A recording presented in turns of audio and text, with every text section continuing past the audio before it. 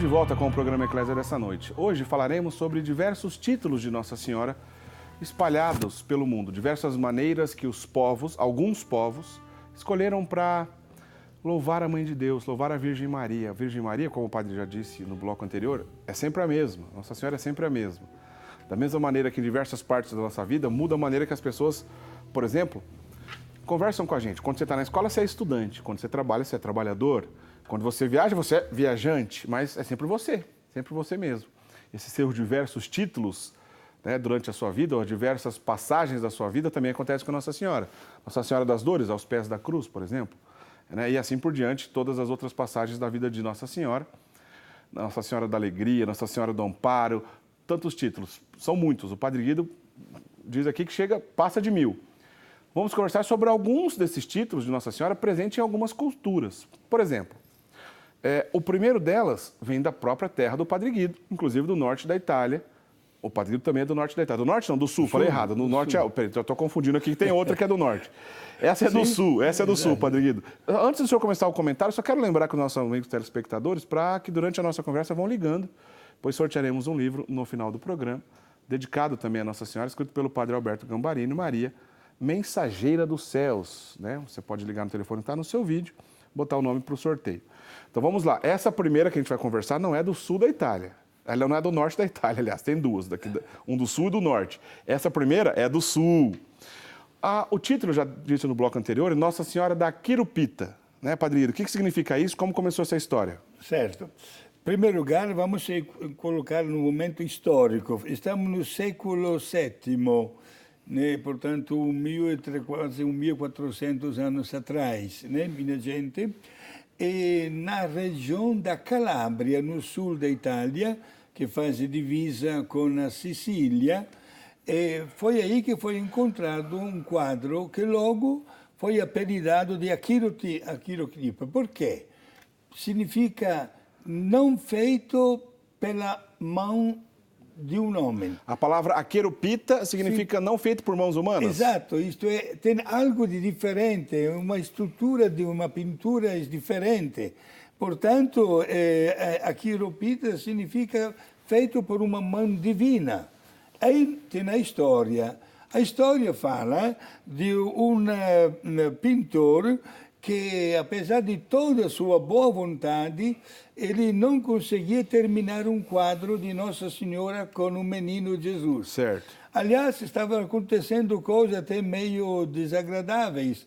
Isto é, que ele trabalhava de dia, mas quando chegava à noite, entravam pessoas lá na igreja e, vendo que este quadro nunca se apresentava definido, né? Pintavam o rosto de Maria, do menino Jesus, mas não era isso que passava na cabeça daquele pintor, né? Certo. A um certo ponto, ele chegou a colocar também um guarda para controlar o movimento das pessoas, porque não queria estragar a sua obra, mas queria encontrar o momento mais oportuno para pintar direitinho o rosto de Maria e do menino Jesus. O que aconteceu? O guarda cumpria fielmente a sua obrigação. Mas uma noite, uma mulher e um menino chegaram lá na igreja querendo entrar de qualquer maneira. Primeiro aquele guarda disse, não insiste, tenho ordem de não deixar passar a ninguém. Mas aquela mulher tanto suplicou para o guarda que entrou. E o guarda começou, digamos assim, diríamos em termos modernos, a olhar pelo relógio e passam 15 minutos, uma meia hora, uma hora. Esta mulher com a criança não saía de lá. Foi ver pessoalmente o que estava acontecendo e, de repente, qual foi a novidade? O guarda viu que aquela mulher com o menino estava exatamente encaixada dentro daquele quadro. Quer dizer, uma maneira miraculosa. Milagrosa, né?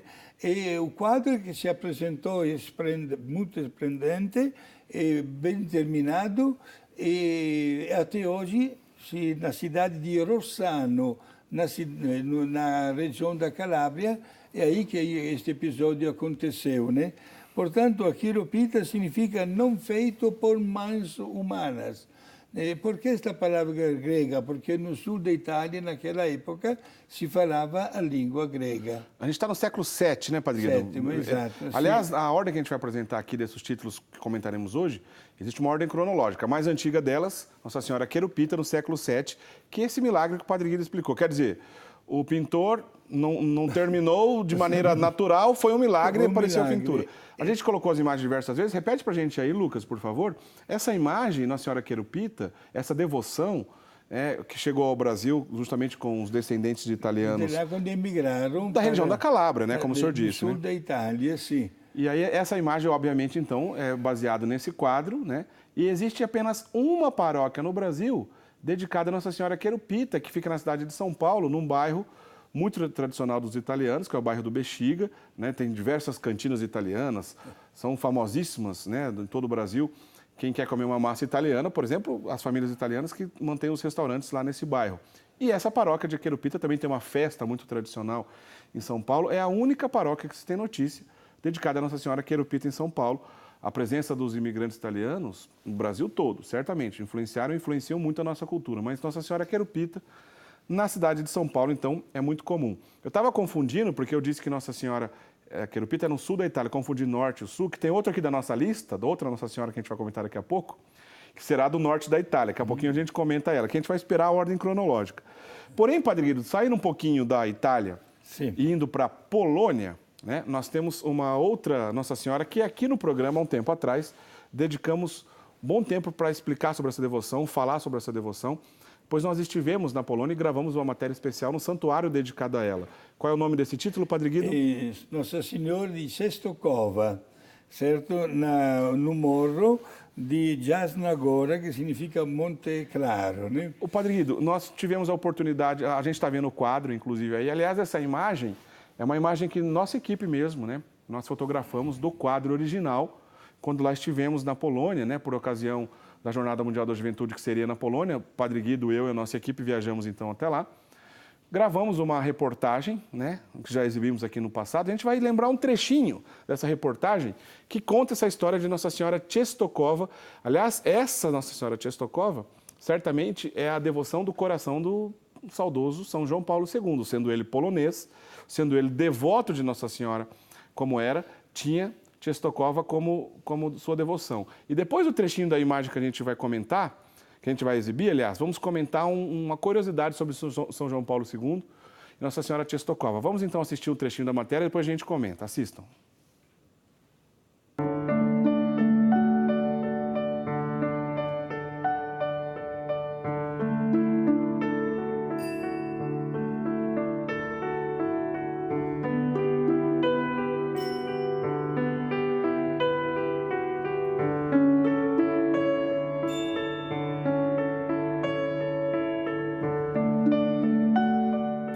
Bem aqui no meio do santuário de Jasna-Góra, onde eu vou conversar com o Padre Guido agora, é um complexo, né? Várias igrejas, tem a basílica, a capela onde está exposta o quadro de Nossa Senhora Morena, que é a rainha da Polônia, né, Padre Guido? Onde iniciou toda essa devoção.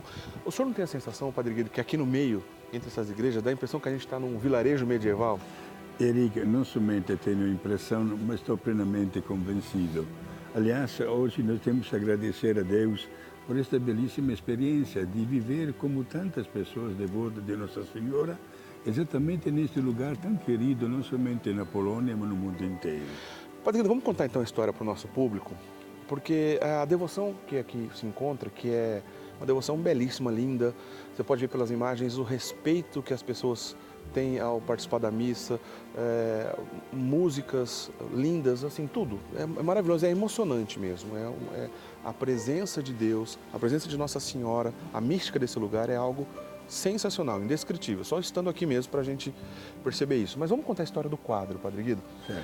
Como é que teve origem a esse quadro e onde começou toda essa devoção aqui de Nossa Senhora Jasna-Góra? Todos os documentos afirmam que o autor deste quadro é São Lucas que é evangelista. O evangelista. Sabemos, na verdade, que ele, além de ser evangelista, era um médico e também era um pintor. Certo. E nós temos um retrato original que ele fez de Nossa Senhora e que está guardado atualmente no santuário dedicado a mesmo São Lucas, na cidade de Bologna, na Itália. Ah, então quer dizer que ele pintou o quadro e o original desse quadro está na Itália? Está na Itália, na cidade de Bologna. Na cidade de Bolonha. Então aqui a gente tem uma réplica, a que está exposta na Polônia, que é uma réplica do que o próprio São Lucas pintou. É isso que é importante a sua pergunta, porque quando no ano 313 o imperador Constantino deu liberdade de culto aos cristãos, a mãe deste imperador, Santa Helena, muito devota da vida cristã e sobretudo orgulhosa também porque o filho acabava também de receber o santo batismo. O que ela fez? Pegou este quadro original de São Lucas e mandou reproduzir várias cópias. E mandou uma cópia deste quadro para os países que pertenciam, digamos assim, ao Império Romano. Então foi Santa Helena que ordenou que fizesse cópias do quadro original que São Lucas pintou. E a gente está diante de uma dessas réplicas. Porém, Padre Guido, eu tenho a impressão que essa réplica, devido a alguns acontecimentos que eu queria que você não explicasse para a gente, acabou talvez se tornando mais popular até que o original. Né? Perfeito. Porque o tempo passando, nós notamos que um destes quadros veio exatamente parar aqui na Polônia. Certo. E a Polônia era um país, digamos, muito cobiçado pelos demais países da Europa. E havia uma invasão atrás da outra. E o povo, muito fervoroso, se apegou a Nossa Senhora de São Lucas, né? Se apegou com um coração, com uma devoção extraordinária e não temos, digamos assim, material suficiente para justificar as inúmeras graças e benefícios, até inclusive milagres que aconteceram. Saiba, por exemplo, Érica, que um dia este quadro foi exposto nos muros da cidade que acabava para ser invadida e diante desta imagem o povo fugiu. Essa matéria, então, nós já exibimos aqui há cerca de 2 anos, né? Quem acompanha sempre o nosso programa deve se lembrar. Nós trouxemos hoje aqui esse trechinho porque diz respeito a uma cultura muito específica, que é a cultura polonesa, a devoção à Nossa Senhora de Częstochowa. A matéria completa, com muito mais informações do que a gente colocou aqui, só um trechinho, está disponível no Facebook do nosso programa, no programa Eclésia. Se você ainda não curtiu, vale a pena curtir a página do nosso programa, inclusive está sendo exibida ali nesse momento, ó. A página do programa Eclésia lá no Facebook é muito simples, você procura por programa Eclésia, como está aí no seu vídeo. Logo de cara a matéria é completa para você assistir, depois não deixa de correr lá. Acabando o nosso programa aqui na TV, corre no Facebook para assistir essa matéria e tem outras coisas bacanas lá também no nosso Facebook. Agora, Padre Guido, só para a gente encerrar o assunto de Częstochowa, eu prometi que comentaremos um detalhe específico sobre João Paulo II e essa devoção. Conta para a gente, Padre Guido. Exatamente no dia 13 de maio de 1981 aconteceu aquele episódio muito triste do atentado ao Papa João Paulo II na praça de São Pedro. E o Papa, na hora que foi baleado, caiu dizendo Jasnagora. Jasnagora, que é justamente essa devoção de Częstochowa, como a gente já explicou anteriormente, Claro, significa né? Monte Claro, Monte né? Claro, lembrando exatamente Nossa Senhora de Częstochowa, né? E sabemos que se recuperou, etc. E ele fez questão que fosse colocado ao lado deste quadro que acabamos de ver, né, a faixa da sua veste branca, que foi perfurada pelas balas. A gente começa a ver então essas imagens, dando destaque. Bom, está lá na capelinha então onde está o quadro original, que nós tivemos a oportunidade de gravar lá de pertinho. Fizemos essa imagem que você está vendo no seu vídeo. Ao centro ao quadro e lá no cantinho da imagem, à direita do quadro, né, a faixa então que João Paulo II usava na hora do atentado, no momento que ele foi baleado. Inclusive, acho que talvez a gente tenha uma outra imagem um pouquinho mais de perto. Aqui. Até tá lá, ó. Essa faixa, então, da batina papal, lá que ele usava em 1981, tem algumas manchas de sangue até hoje. Depois que ele se recuperou, mandou, então, que fosse colocado em homenagem à Nossa Senhora de Częstochowa. Todo mundo sabe que a bala que ele foi atingido, ele pediu, João Paulo II, pediu que fosse colocada na coroa de Nossa Senhora de Fátima. E lá está em Portugal até hoje. Porém, parte das suas vestes papais, ou seja, a faixa da sua batina, foi colocada ao lado de Nossa Senhora Czestochowa, justamente agradecendo a Mãe de Deus por esse milagre de ter sobrevivido. Exato, Diácono Eric, e não esqueçamos que também a batina, toda cheia de manchas de sangue, está guardada num santuário que foi construído logo em seguida em Cracóvia. O santuário dedicado a João Paulo II em Cracóvia, guarda o resto da batina, a faixa lá em Czestochowa, em Jasnagora, né? Toda a batina ensanguentada no santuário dedicado a ele em Cracóvia. Essa história é belíssima também da Polônia, mas voltando agora para uma outra região da Europa, para a gente continuar aqui nos nossos comentários sobre diversos títulos Nossa Senhora espalhados pelo mundo, nas diversas culturas, nós vamos agora nas Ilhas Canárias, que tem um título de Nossa Senhora que esse é um pouco mais popular no Brasil, Padre Guido, esse título de Nossa Senhora. Sim, exato. Temos uma grande basílica nas Ilhas Canárias dedicado a Nossa Senhora da Candelária. Também conhecido como Nossa Senhora das Candeias. Das Candeias. É a mesma coisa. Candeias ou Candelária estão falando do mesmo título, né, Padre Guido? Estamos no ano 1392, quando na praia desta ilha, deste grupo de ilhas, apareceu uma imagem de Nossa Senhora em mármore, com um menino no colo e uma vela cor verde na outra mão. Houve algumas crianças que começaram, e até pessoas adultas, a gozar desta imagem. Quando o senhor diz aparecer uma imagem, o senhor está falando de uma imagem mística, uma imagem física mesmo foi encontrada. Exato, sim, de mármore, sim. E alguém começou a tirar também pedras. E, de repente, o braço ficou paralisado. Puxa vida. Alguém começou a soltar algum palavrão e, de repente, ficou mudo, sem palavra. Né? E até que, finalmente, se espalharam as vozes desta imagem milagrosa, até com um episódio não dos melhores, né? Interveio o bispo das ilhas, né? O bispo Bartolomé Garcia, que achou por bem, como reparação pelas ofensas que tinha recebido aquela imagem, construir primeiro uma igreja e depois também um grandioso santuário. Né? Os missionários das Ilhas Canárias que vieram para o Brasil fizeram questão de trazer também esta devoção para Nossa Senhora e instalaram, digamos assim, em nossa terra a devoção para Nossa Senhora da Candelária. Temos uma basílica muito famosa, inclusive no Rio de Janeiro. É verdade. Talvez ligada a uma história, uma página de história não das melhores. O Padre Guido está lembrando, pois alguns anos aconteceu uma tragédia, uma chacina. Sim, de crianças, né, de pois menores. Logo em frente a essa Igreja da Candelária, ficou conhecido como a Chacina da Candelária, inclusive, Sim. justamente por causa que foi em frente desse santuário. Mas, além desse santuário no Rio de Janeiro, muitas outras igrejas espalhadas pelo Brasil são dedicadas a Nossa Senhora da Candelária. Lembrando, então, das Ilhas Canárias, que fica na Espanha, né? Vindo essa devoção, Nossa Senhora apareceu com essa imagem, com a vela na mão, Nossa Senhora das Candeias, Nossa Senhora da Candelária é a mesma. Lembrando que a imagem original, a vela era verde. Padre Guido, para a gente ganhar tempo e a gente continuar comentando mais um título de Nossa Senhora, agora sim, aquela hora eu tinha falado no início do programa, estava confundindo aqui o norte com o sul da Itália. Essa próxima devoção ligada a Nossa Senhora, essa sim é do norte da Itália. Exato. E é da região que o senhor nasceu, né, Padre Guido? Exato, a 20 quilômetros da minha cidadezinha, né? Estamos em Caravaggio.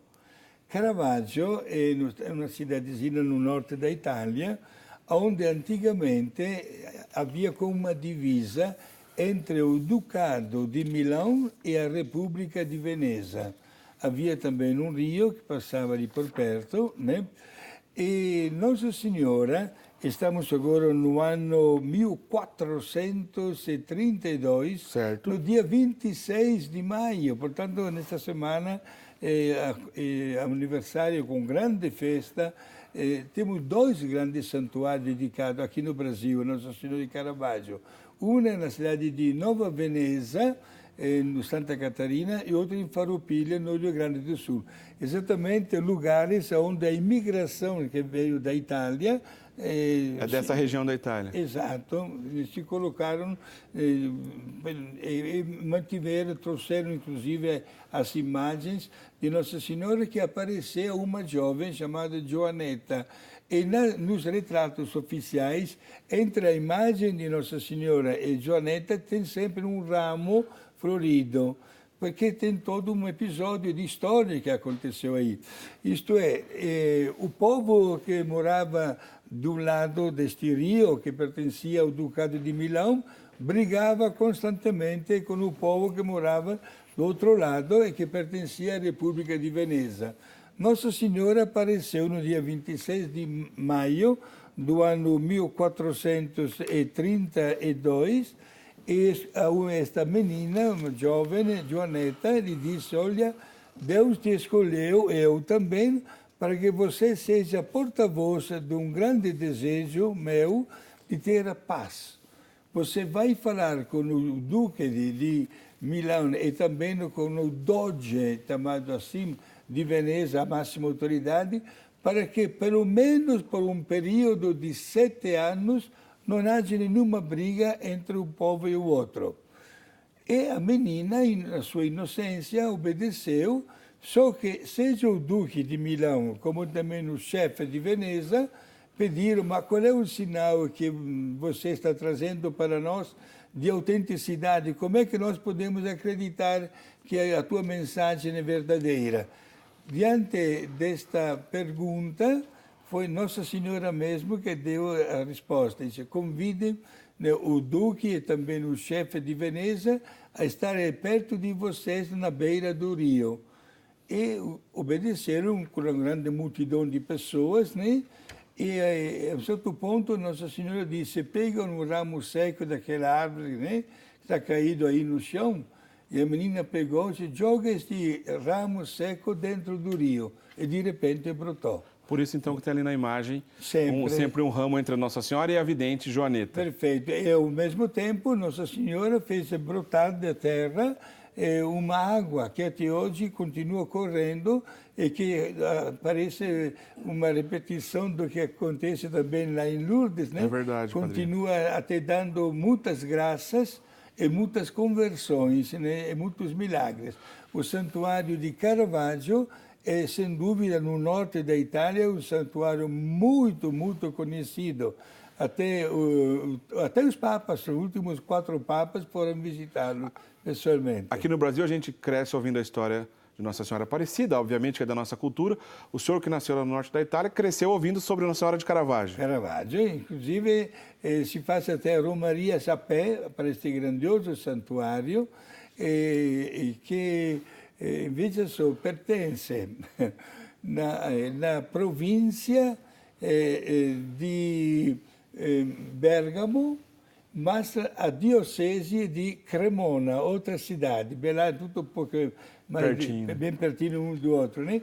Mas continua o ano inteiro recebendo milhares e milhares de devotos, sobretudo doentes. Muito bem, nós vamos para o intervalo, falaremos no próximo bloco sobre Nossa Senhora Auxiliadora, a Virgem de Luján, na Argentina, na qual o Papa Francisco tem uma grande devoção, sobre Nossa Senhora de Copacabana, né? Você conhece a praia de Copacabana, que é famosa, mas Nossa Senhora de Copacabana, de onde veio essa devoção? A gente vai para o intervalo. Antes da gente ir para o intervalo, quero lembrar aos nossos amigos que dá tempo de você ligar agora durante o intervalo para participar do sorteio que faremos lá no próximo bloco, no final do próximo bloco, desse livro, Maria Mensageira dos Céus, escrito pelo padre Alberto Gambarini. Vai ligando para participar do sorteio, daqui a pouquinho a gente volta, então não sai daí, a gente volta já já.